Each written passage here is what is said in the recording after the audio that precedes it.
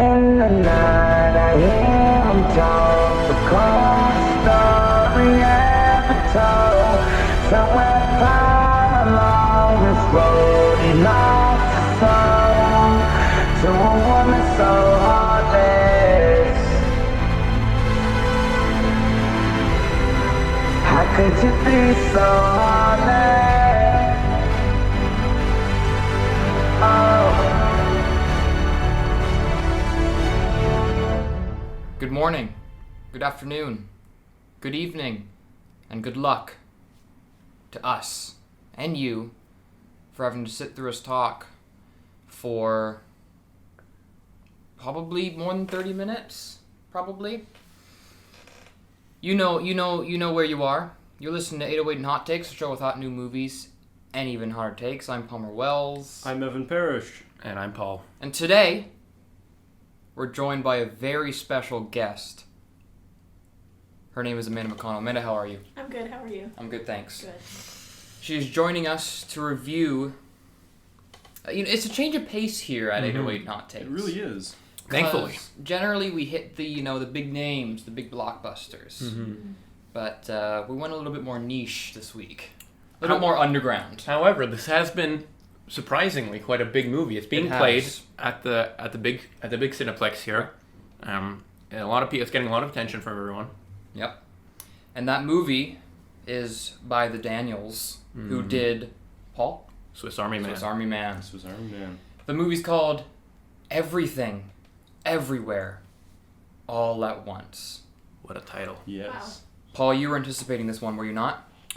I was anticipating it. Swiss Army Man is one of my favorite films, and I knew I would not be disappointed by this. And I was hoping that you guys enjoyed it as well, but judging by your reactions throughout the film, I could tell that I was probably right. So, I don't know. Should we get into it? Yes, opening thoughts. I mean, you've already started it off. Let's start with I want to hear what you guys have to say first. Amanda? Amanda, you're our guest. special You guest. go ahead. I'm on the and hot seat. Your I don't even know how this your works. first impression. Ooh, first impression. Very introspective, very hard-hitting, and very strange. Very strange. For the right reasons. Yeah, those were my first impressions. It kind of felt like if the Safdie brothers went insane. A little bit. Because it had that... The movie was nonstop. The movie didn't stop at all. Which is good. Which was exciting. And it just kept... Like, you never knew where it was going. The next gag or the next beat, you didn't see it coming. It's always several steps ahead of you. Yeah. It's good. Evan? What a movie, man! Like I went into it blind. We watched the trailer, didn't we? Yes, but I we had did. forgotten everything about the trailer. Yeah. Yeah. Wow. It's on the outer reaches of what I would probably normally watch. It's pushing the envelope of like things I could watch and possibly enjoy. I'm surprised how much I did enjoy it, and it was such a great story too. Like seeing the story in the end is a beautiful story. Great movie. Yeah. I mean, I knew what this was about going in. I wasn't saying anything to any of you because, especially you, Amanda, I was judging by your reactions. You were very baffled every time anything happened. I didn't watch the trailer. I didn't Yeah. look up anything. Good. All I knew was the title of the movie. Yeah, no, and I knew the basic premise, and yet I did not know what I was about to experience, and I can say confidently that I think this is one of the best movies I've ever seen in my life. I think so. Okay. It was really good. I'd understand that because like there were points where I'm like, am I into this? Not all. I didn't enjoy all the gags. Some of it was like there were definitely parts that I laughed at that I and thought were then this really part's funny. not for you. And then there were just parts where I'm sitting there. I'm like, okay, things are happening. But by the end, if I can go through all of that and still be profoundly moved by what's happening, it is a very good movie. I think it might be one of the movies that's gotten me closest to crying. Really? Yes, out of every film Wow. I watched. I almost did. I was feeling it near like around the climax. When the climax, God, what a climax! It was that was like a 10-minute long like climax. It was lasting for a while, and yet it did not get tiring. At least for me. Well, I'm exhausted now. Yeah. I'm very like just drained after that movie because it was non-stop because of the subject. It was quite it's quite touching, despite how ridiculous it is. I really liked how it really covered all the corners of like cinephilia. Mm-hmm. Like there were so many different, like all the kung fu crash zooms and that they were doing.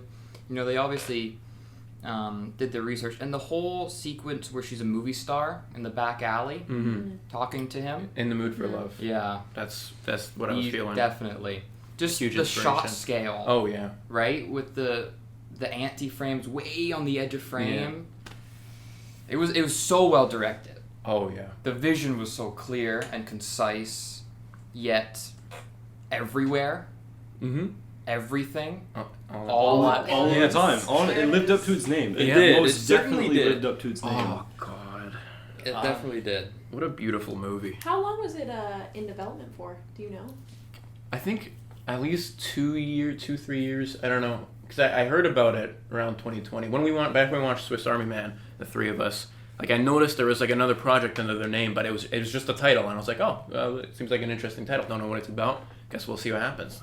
Here we are. I'm guessing that this is the type of movie that took years to write and fine tune. Yeah. I Like, was shocked if it wasn't. Over I have to look. several We have years. to look at the development for it because this is there is everything in this movie. Yeah. And it's everywhere. I'm gonna digress really quickly. This is one of the few movies where, as I'm watching it, I'm like, how did they make this movie? Because now, like, having AD'd 2 shows, I would have hated being an assistant director on this show. The amount of costume changes and location What does the changes, script look like? flashback days, It's got to be like 1,000. the amount hundreds of of pages. Yeah. the amount of jump cuts they did to just random points. And that one part where there's like every half a frame is a different scene entirely. How do you schedule this and all the Yeah. There's gonna be hundreds of costumes scenes in this and movie. Yeah.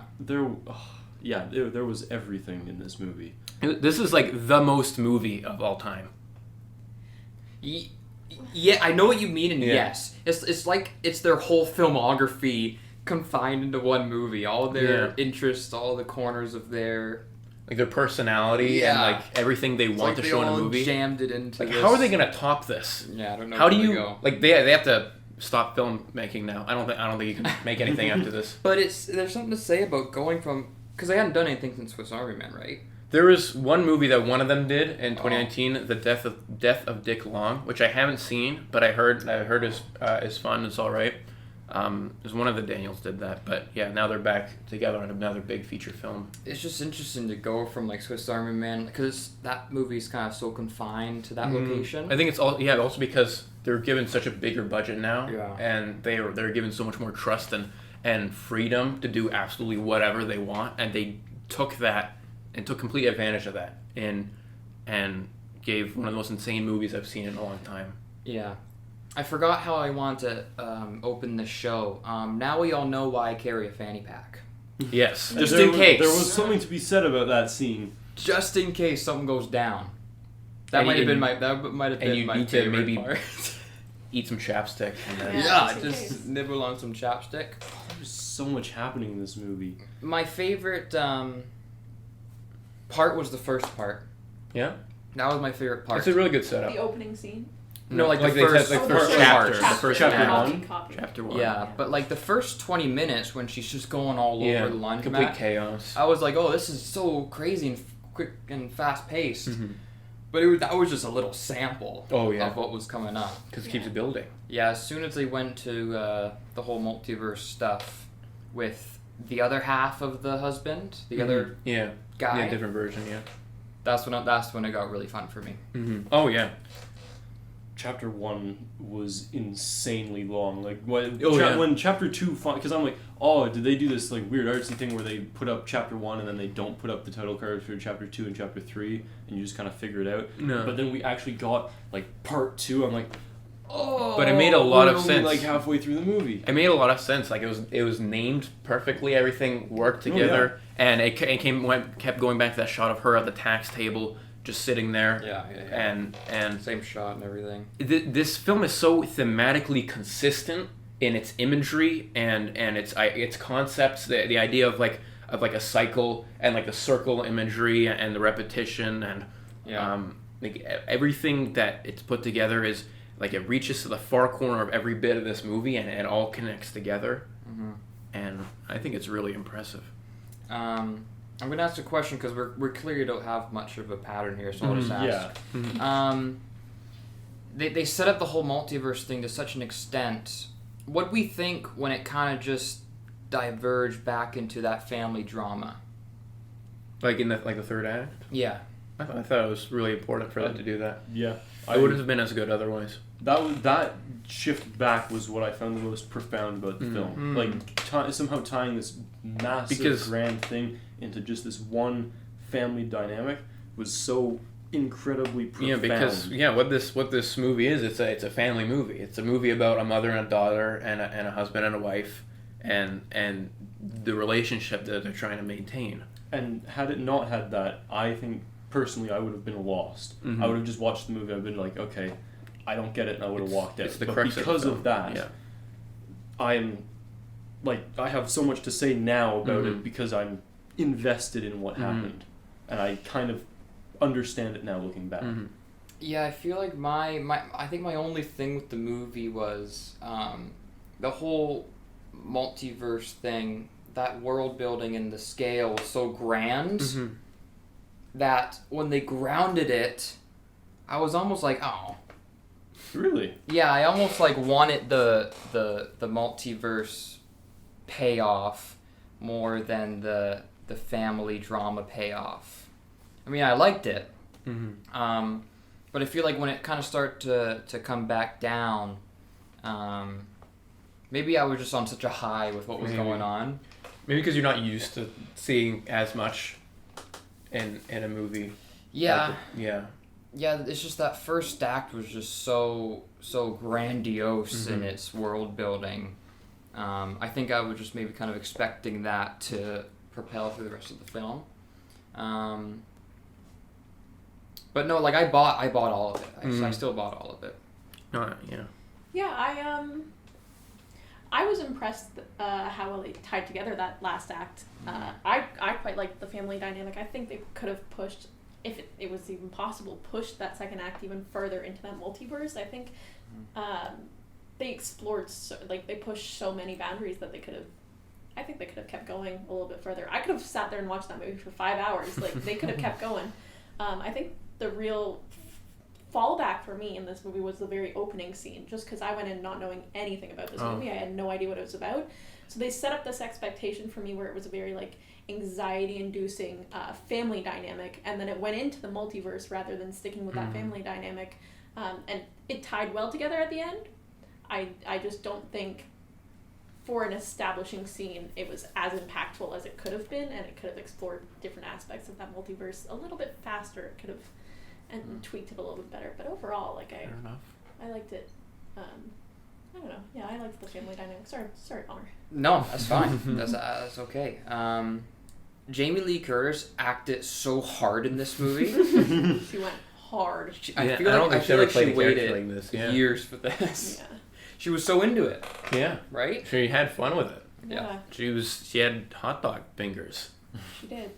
She did have hot dog fingers. I really like that. You know, she has a cast on her left hand. It was on her left foot as well. Yeah. They kept the consistency with that. Yeah. The production design in this movie is crazy. Yeah. Same production designer as Sorry to Bother You. Okay.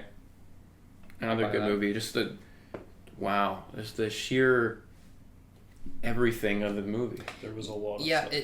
The craziness of it was justified in the themes of the multiverse and everything. You know, I didn't, typically if a movie goes too crazy, you know me, I'm like, okay. Yeah. But I bought it all. It made sense that, there's all these realities, and I think it just made the world building that much better. Yeah, because a lot of movies could just say, oh, and then this happens, and this happens, and then she's in space, she knows kung fu, her hands are hot dogs all of a sudden, it's so crazy, but they kept it consistent with the rules, and they kept it tied to her character development and her going through everything and and learning that maybe nothing matters, but maybe everything does matter, and just finding that profound meaning in the chaos that this movie is, because the movie is almost like a metaphor for itself. It's trying to say that within all this chaos, there's something profound to be said, and that's exactly what's happening as you watch it. Yeah. I had a good point. I lost it. Someone else. I'm trying to gather my thoughts still. This will probably be a very random back and forth episode for our viewers. Because the movie is... Yeah, I don't expect us to really manage to like go at this in chronological order because of what happened.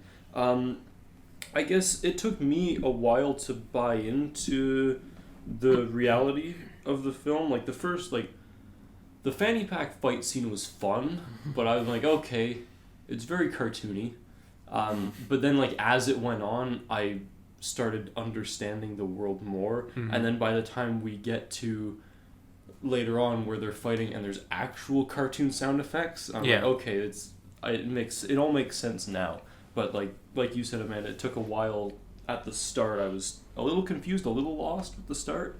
It wasn't until we started going into the multiverse that I kind of understood where we were going. Yeah, all that highly stylized, sometimes cartoony stuff, I found myself buying it when it was happening. It worked. Not just because, the story is crazy already, but, I felt that kind of out-of-the-box style worked. And the note I want to make earlier was, I think the glue that really holds it all together is the rules of the world are so well established. Yeah. You and I looked at each other there when they were talking with the jumping off points, reaching different U's in the multiverse, doing the weird things. I'm like, okay, that's the rule of the world. That's how this makes sense. Yeah. And I bought it. Yeah, I think they kept it consistent with you have to do something almost impossible or completely improbable for this thing to happen, which makes sense because no one does those things normally. So it makes sense that this sort of impossible thing that happens only happens during the impossible. Yeah. And they keep that consistent throughout the whole thing, and it's really entertaining to see it never get worn out. It's really entertaining for them to make nonsense make sense. Yeah. Yeah. No, it's really well thought out. I don't think there's a single detail overlooked in this whole film. Is any of that it shouldn't not be expected from the Daniels now. Oh yeah. And I've only seen Swiss Army Man, but now seeing this, it's I should have expected that from the very beginning. The story is about finding enjoyment through all of the pain in all of the eternities, finding organization in the chaos, all the randomness, finding meaning in the randomness. It all serves their final point, which makes it all the more impactful at the climax. They know how to make a story that's both completely ridiculous and absurd, and use the components of that to tell their deeper meaning of a really profound thing about life, about humanity, about interactions with other people, self-fulfillment, self-acceptance, and respect, and love, and whatnot.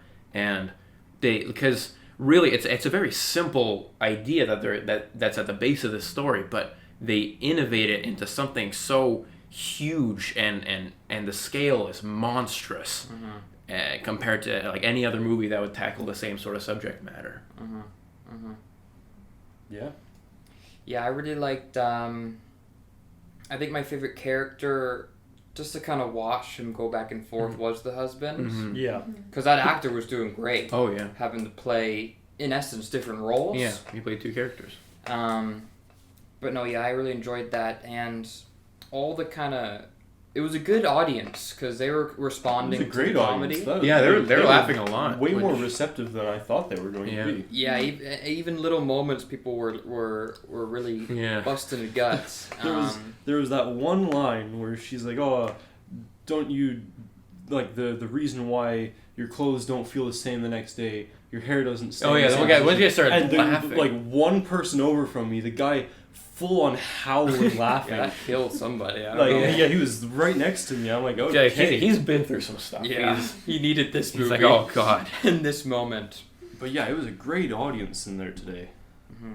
Yeah. I think my favorite kind of just absurdist thing that they did was the rocks. Oh yeah, that was great. I think it's really powerful that they were able to get such reactions from an audience with just shots of rocks with text depicting the rock's Just thoughts. very quiet ambiance. It was a really good scene, and it Yeah. worked perfectly with like the whole building of everything going on, and then just stopping it right there just to have that conversation, and it looked beautiful too. It looked beautiful, and that's just a testament to, I think, their characterization. How we can look at rocks and text on a screen and still be fully invested. Mm-hmm. Yeah, it was really good, and yeah. Like, even, like, whenever you thought, you know, okay, this is enough, I get what's going on, they kind of introduced another layer, like the whole, her dad letting her go when she was a kid. You know, it didn't have to be in there, But it's just another layer that they made work. It would have worked without it, but it just made it so much more profound when you consider that relationship on top of all the other relationships. Yeah, and I think I see why it's in there is because I guess, you know, when she's about to let her go at the end, in my mind I've thought, oh, we're going to have a moment here where she thinks about her dad letting her go and how that worked out and how she's not going to make the same mistakes. Mm-hmm. So it's so meticulous. You could tell it was. Yeah, one part that hit me nicely is when, before she starts like sort of fighting everyone at the end, after her husband has that long monologue about how he's sort of fighting and how he does a sort of thing to put up with everything. It's going through all those scenes of him enjoying things with her, and then before she's about to fight them, she said, "I'm going to fight them like you." I thought that was quite touching because it just showed how much she understood him and sort of put that positive energy towards what she's doing, and also it still worked at the same time of all the comedy that's going on with her like solving everyone's problems and whatnot, and sort of fighting them with kindness, that sort of thing. Yeah. And that whole stairway scene that lasted for I don't know how long, but it felt like forever. Felt like a long time. But I never got tired of it. They kept going, but it wasn't to a point where I got sick of it. They kept innovating until the part with her daughter and that whole exchange there, and it was really powerful. Any longer might have been too Yeah. much. Mm-hmm. What about, like, do we have, like, maybe each of us have, like, a favorite moment from the movie? That's tough. I think I have, the fanny pack moment, obviously. But I was loving the, In the Mood for Love, the backstage stuff in the alleyway there. And when he turned away and said something like, despite everything that happened, in another world, I would love to just Do run a laundry and laundromat taxes do taxes with with you. That was a good line. That might be my favorite line. That was a really powerful Just line. because it's kind of like not off-brand like everything else is. It's just kind of the perfect thing to say in that moment, which was kind of, that's why it stuck out to me. Yeah. Was because everything's crazy. I'm not expecting anything, but that line I loved. It's hard to have really well-written dialogue that's like throughout the script is both comedic and it's within like action scenes and everything's going on, but you still have really hard-hitting stuff when they're talking to each other, and it's real. It's good. Yeah. Yeah. Any other favorite moments that stand out? Something that I particularly liked, I don't know if it's my favorite part, but when the main character, when Michelle Yeoh is with her daughter, or the evil version of her daughter, and she's staring at the bagel, which I think is a funny concept, just having the everything bagel being a sort of evil entity. Yeah. And then she starts singing sucked into a bagel. She just sings that one line, and then gets hit by the guy in the wheelchair. Oh, yeah. That was quite funny. And the strand of hair is like... Yeah. I just remember that strand of hair for some reason. But yeah, that was a good... Because all the music kind of cut out. Yeah. And she still delivered that line, right? Yeah. I like that. And it made no... Like, part of it just made no sense why she just sing that line. Yeah. But it worked perfectly. Was that before we knew about the bangle? No, it was like when she was looking into her hand, okay, yeah, and then at the end of it, right before she got hit by the old guy. And that guy was fucking funny as well. I like he that just guy. starts. That guy's I've seen. That guy's been in. I've seen him somewhere. I forgot His voice what. is very familiar. He's I'll in, look him up. yeah. But he was funny. He was Yeah, good. he's in a couple stuff. I feel like he's the old guy in the Wolverine. Maybe not. But there's another really good point to make that just disappeared from my We're brain. gonna talk about the bagel, or maybe. We all caught the Elvis reference. Yes, of course. Good. You No. didn't catch it? Enlighten that's us. what's No. important. When she walks She did all those costume changes, Mm-hmm. but the first costume she wears when she steps out of the elevator is a white jumpsuit full of jewels. And that's the type of stuff Elvis wore in the 70s when he would put on shows. In the 70s. Yeah. In the 60s. I had to fact check you here. It's the 70s. I don't know. I I hate think Elvis. we're I don't gonna really care about him. We can confirm that after the show. Okay. But I know for a fact it's 70s. That's funny, because I know for a fact. Okay. It's the 60s. Anyway, We'll check speaking out. about music, the score Ah. for this film was insane. Amazing. It worked really well, and all the soundtrack, all the songs they put in, and everything just blended so nicely, and the electronic and classical bits of the music just all going together, the piano, and then it getting sort of remixed around and moving everywhere. My favorite part is this is the second movie I've seen in a row in theaters with Ave Maria in it. It's true. That's true. That one lady started singing Ave Maria. It's true. That was quite a funny scene as well, where he said, okay, find your jump pads, and they all started doing the most random things. I think one guy was having sex with a lamp in the back, which was funny. They were like singing and scanning their asses and stuff. I digress for a second. Mm-hmm. His voice sounded familiar because he plays Mr. Ping in Kung Fu Panda. That's why. Okay. He's done a lot of animated stuff. Yeah. Kung Fu Panda, I feel like, was also part of an inspiration for this as well. Sort of cartoony, the pinky stuff, flicking everyone away. That was funny. Tons of inspiration from like old kung fu movies as well, with the type of martial arts style. From like the 70s and it was stuff, nice seeing that sort of that choreography brought back into a Western film. Yeah. And having all those inspirations come back and keeping with those like in the language they're speaking Chinese and they're and it was all very authentic. Oh yeah. Which is good.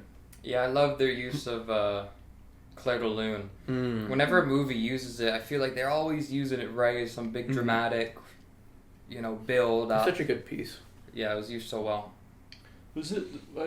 Because I can't hear Claire de Lune off the top of my head. There was one classical piece they used, and they only used like 3 seconds of it, and I'm like, oh, classical. But then it went like straight into like a very electronic synthy score. When she first learned kung fu, that they She started used playing it- it there, used it and then twice. also when she was playing the piano with her feet, it was that song. Oh as no, well. okay. There was a different classical piece that they just used like the first few bars, and then it just completely faded into the main score, which I thought was cool. But I couldn't tell you when it happened. Yeah, the sound design, sound mixing, like every technical aspect of this movie is pretty much flawless, and like the camera work, how it's sort of like, the camera sort of moves around a lot, but it's like very, very stable, and it just sort of pans to the side really quickly, or it's, I don't know, everything is so put together, and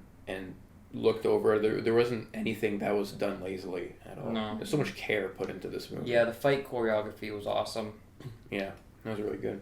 It was excellent. Yeah, they certainly stayed true to, like you were saying, those kind of 21st century kung fu movies.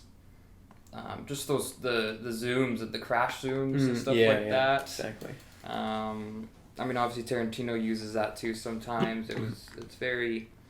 It's the type of highly stylized stuff that you never get sick of. Yeah. I think this movie is a great example of how to do high concept, like huge imagination, like properly without letting it get too big and escaping people's things. I think every single person in that theater understood what was going on and was able to enjoy the film. It's a very relatable story, I found. Oh yeah, It's a very relatable story. yeah, like Mad props to the writers too, because that dynamic between the daughter, I don't know, you guys probably can't speak on this because you're not women. Yeah. Well, but like, yeah. there's always that dynamic, at least that I found amongst myself and friends growing up, where the mother, if you have a mom and you're a daughter, she'll always kind of project her imperfections on you and want you to live up to that. Yeah. I'm sure you've experienced that too with other family members, but then you always have your dad, in a sense, to give that goofy air and really ground you back to imperfection. And I don't know, it was a really profound way of writing that dynamic, and it worked really well from what I've experienced. Yeah, no, I could tell you were getting quite touched by it. Yeah. Which is good to see. I'm glad you enjoyed it, because the performances in this film were incredible. Oh yeah. I was like, they're able to do it such a range of events and comedy and heartfelt scenes. And speaking of comedy, the fucking raccoon was hilarious. Racket I love Cooney. it because, like, of course nothing's off the table. I'm like, okay, that's a solid bit, confusing Ratatouille with a raccoon. But of course they bring it back. And I was like, later. oh, that's funny. And then they actually did it, and I'm like, of course. Why did I not see this coming? They had to do it because it's completely perfect to bring a completely ridiculous bit, like an idea in, and then bring it back in later in the movie when it's part of the climax, and it adds to it as well. It just fell right into the theme of her solving everyone's problems and sort of being who you need to be, being yourself, that whole idea. And the raccoon was just like a puppet, and it had a voice too. It started talking at some point. I don't know who voiced it, but it was really funny. That's hilarious. Yeah.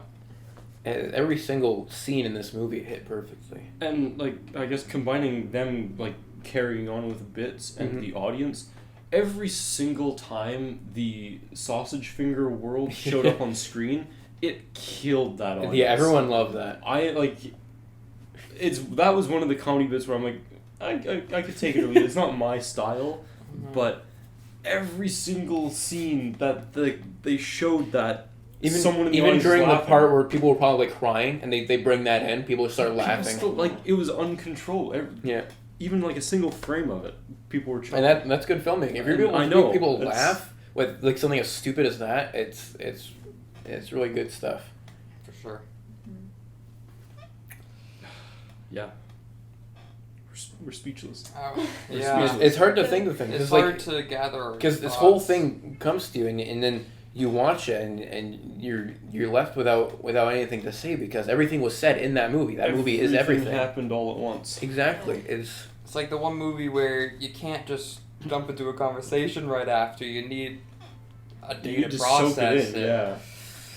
Yeah, and the whole like visual motif of like the eye and the circles on the foreheads. Like, I knew, because I saw the trailer, I knew there was going to be the eye on the forehead at some point. And when Jamie Lee Curtis stapled the thing to her forehead in the beginning, I was like, oh, that's going to be brought back later on. And I realized, oh, it's supposed to symbolize the donut, and the donut is like symbolizing everything, and the whole it's like it's so this the whole contrasting ideal of everything is happening and also nothing matters at the same time, and they executed that really well. They're juggling between all these polar ideas that work so well together, and putting it together, and it's so impressive how you do that and be so entertaining at the same time and deliver such a good story. And I'm repeating myself a lot, but it's really it's a high level of craftsmanship. Yeah. Should we try to put together closing thoughts then? Yeah. I feel like our brain. I feel like we I don't know went how through much all the we can- things we mostly wanted to say. Yeah, I don't know how much longer we could drag it out. I mean, we could probably talk for a very long Oh time. yeah, Yeah. if we keep There's a thinking lot about to things, say. yeah. But there's so much that I have to try and remember, because And process, because it was an emotional roller coaster too, Oh, on top yeah. of everything that was happening, and just I'm curious how many shots there were. Because that whole sequence where there's a new shot like every half second. The editing team was dying. Yeah, that entire the amount of post production, like cross cutting and jump cutting and match on action. Like, yeah, there's like in one scenes, location, then they're in a different there's location. like 20 locations, and again that one scene where like goes through every single thing like in like 10 seconds. There's like 100 shots at least. Yeah, And there's so many shots. Like, because usually I'll like think of shots and I'll road map the movie. mm-hmm. It's just a blur. I There's way couldn't too tell much you going what on. happened where. Yeah. and yet it didn't cause a problem, and that's No. what's so great about it. Yeah. Yeah. Yeah, I guess if I had to give something of a closing thought, it's rare, I feel, that a movie such a big scale with so much complexity can stick the landing This as well as it did. Yeah, this movie should not work as a concept. No. If you pitch us like any company, they'd be like, no, that's not going to make any money. No one cares about this. This would fail completely. I think the Daniels are the only people who would have been able to put this together, to bring it to fruition the way they did. I'd love to hear that pitch though. Oh yeah. I would have loved to have been pitched that movie. Yeah. But yeah, and as crazy as it got, sometimes I really liked when all of a sudden there was an emotional beat, because those always seem to hit. Mm-hmm. But yeah, all this heavy stylized stuff, the fight choreography, I was really, really quite into it the whole time. Mm-hmm. It's the type of movie I think if I rewatched it, I would like it even more. Mm-hmm. Because it's obviously one of those where you didn't get everything the first watch. Oh no. So that's why if I give it like like an 8 or a 9 out of 10 today, once I watch it again, there may be some dots that I connect that I didn't this time, and it might be even higher. Mm-hmm. But yeah, would see again. Need to see again. Need to see There's so again. many details. At some point, yeah. Anyone else for closing thoughts? Amanda? I give it a 10, which Yeah. is Mhm. pretty hard to do, Mm. because there's just I have such a profound appreciation for the big picture that they painted today, and I cannot, I've never come out of a movie wanting to see it again and dissect it and put it into Mhm. my Premiere timeline and just go frame by frame and look at it all. I'm so excited to be able to do that. Yeah. Mm-hmm. I gotta give it a 10 for that. Mm-hmm. Mm-hmm. Evan?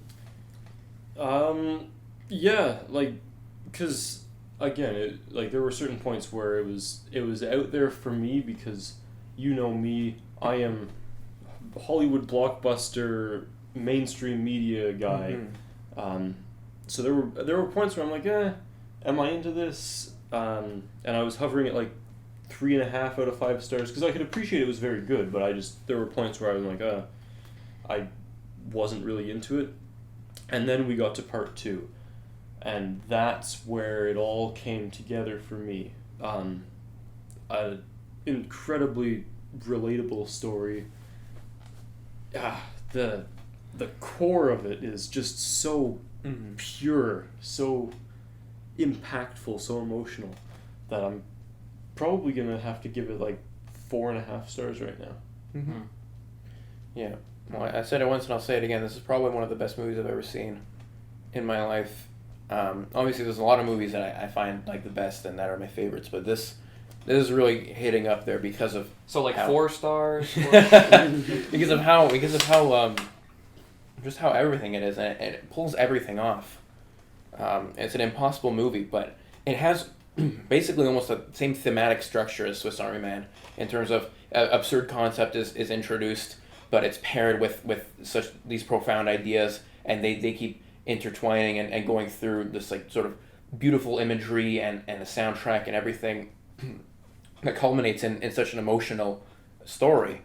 And something like that is insane, and that's I think this is a perfect movie to me. Obviously, it's a 10, and I can't wait to see what they come up with after this. Even if it takes 5-10 years, I don't care. I want to see what else they do after this. It doesn't have to be as grand, obviously, because it's gonna be obviously they're exhausted after making this. They're not gonna be able to do something like this again. Maybe they will. Who knows? But just any other story where they can pull something off that's so fun and so emotional, and and it's so well done. This is something everyone who wants to pursue film should see, even if it's not their type of thing, because it teaches so much about how to tell a story in so many different ways, and how to put everything together in terms of editing, in terms of the cinematography. Everything is so perfectly in line with itself, and I can't give enough praise to this movie. It's so many movies in those 2.5 hours. It felt like Yeah. there's just so much. It was not the movie, but it was whiplash. Like, to go from comedy and action Right. to the emotional scenes to then having like 100 frames thrown at you in 2 minutes. Yeah. The color, the pacing, you're fast, you're slow, the camera's moving, you're looking at rocks and you're completely static. It was, you were all over the place, but it worked. It worked. Yeah. Yeah, my biggest takeaway will be that it never let you breathe once, really. Like it was just nonstop the whole runtime. I felt, which you don't see too much, because people would tell you, oh, careful with your pacing, make sure you let the audience breathe and take in what they saw. No. Not this movie. No. Yeah, no. It's... Everything, Everywhere, All at Once. What a perfect title. This movie is Everything, Everywhere, All at Once. Everywhere, All at Once. There's nothing that could fit this better. Yeah, probably. Yeah, really good title. I think this movie is good contender for like one of the best films this year. I don't know what else is going to come out. I know some things are going to come out. I'm excited for some things, but this is going to be up there. It's going to be hard to top something like this. I hope people are still talking about it come the year's end. Yeah. Because, it deserves it. Yeah. For sure. Wow. It has Jamie Lee Curtis's nipples in it. Yeah. This is true. That's and true. And various other body parts. Yeah. Like her hot dog fingers. Yeah. Her hot dog fingers and her toes. There's just Yeah. so much Jamie Lee Curtis. I think this is the in most Jamie Lee Curtis we've seen in a movie. Mm-hmm. It is. But Amanda, thank you for joining us. Yes. Thank you for having me. It was this was a special episode. It was. A lot of different stuff going on. Mm-hmm. And Hard yet, to process everything too. And yet we're all on the same page. All on the same page. Yes.